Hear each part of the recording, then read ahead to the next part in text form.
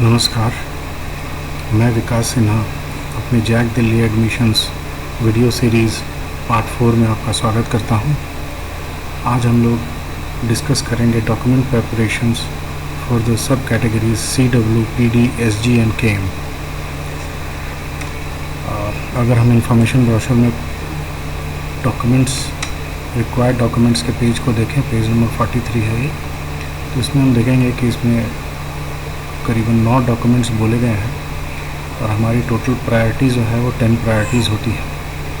तो मैंने इसमें कुछ आपको बताने के लिए आज आया हूँ आपके सामने कि हमें कौन कौन से प्रायोरिटीज़ में क्या क्या ज़रूरी है।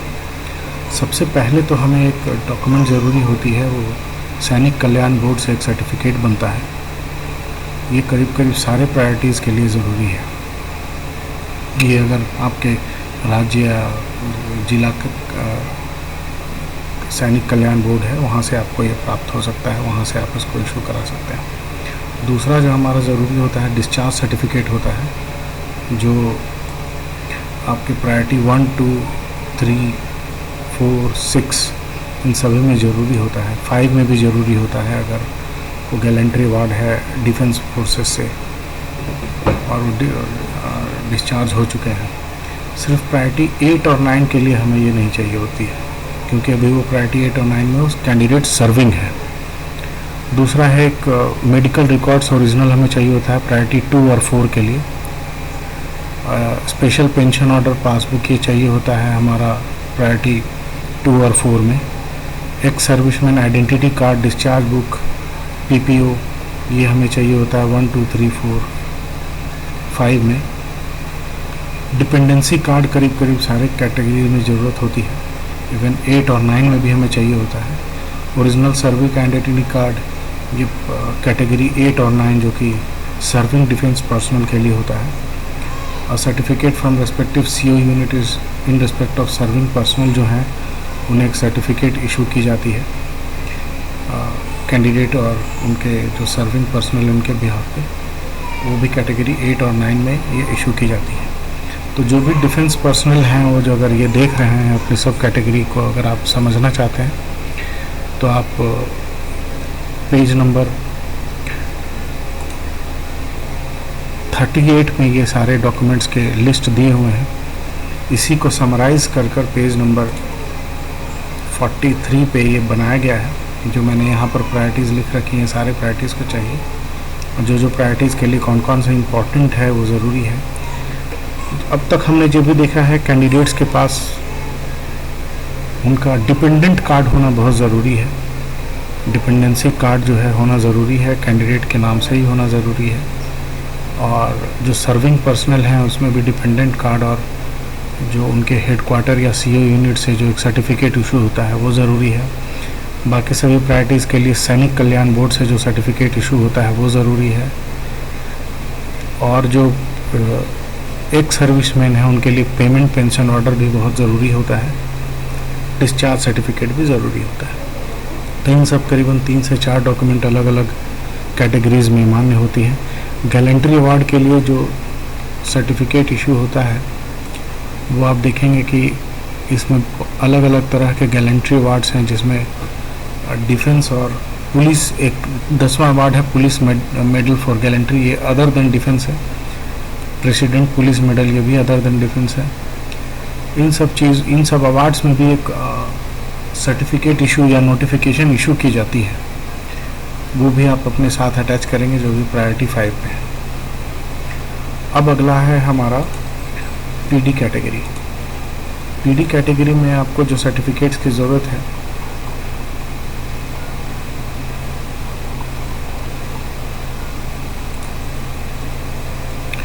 PD कैटेगरी में जो सर्टिफिकेट्स की ज़रूरत है वो सबसे पहले तो हमें चाहिए होता है किसी मेडिकल बोर्ड से कैंडिडेट की डिसेबिलिटी सर्टिफिकेट।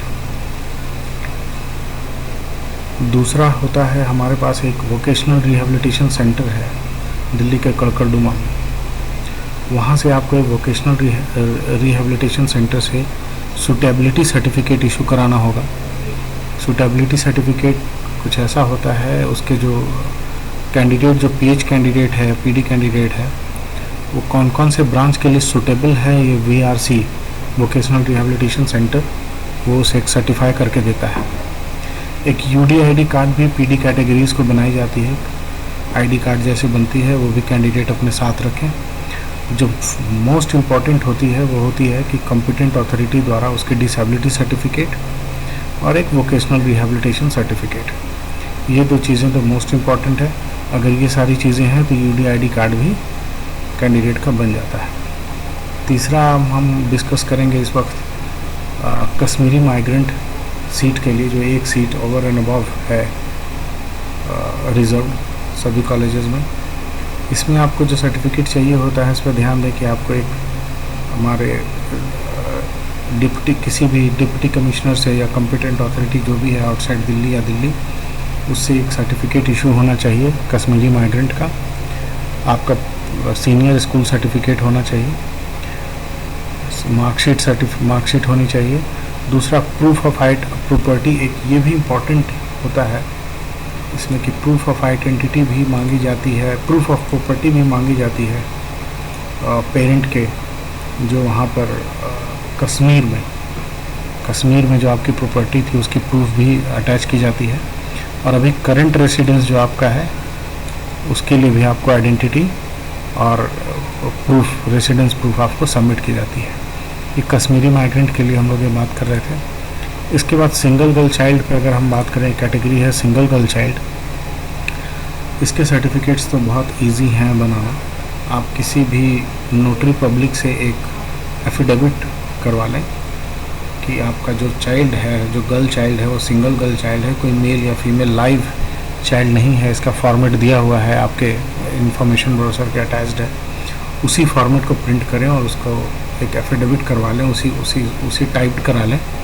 और किसी भी कॉम्पिटेंट अथॉरिटी जो यहाँ पे दी गई है, आप जहाँ रहते हैं, जिस एरिया में रहते हैं, वहाँ के DM, additional magistrate, deputy commissioner और इक्विवेलेंट लेवल के जो अधिकारी हैं, उनसे आप इसको अटेस्ट करा लें। बस वही आपका वो सर्टिफिकेट हो गया। इन ओरिजिनल वो जमा हो जाता है आपके फिज़िकल रिपोर्टिंग के समय में।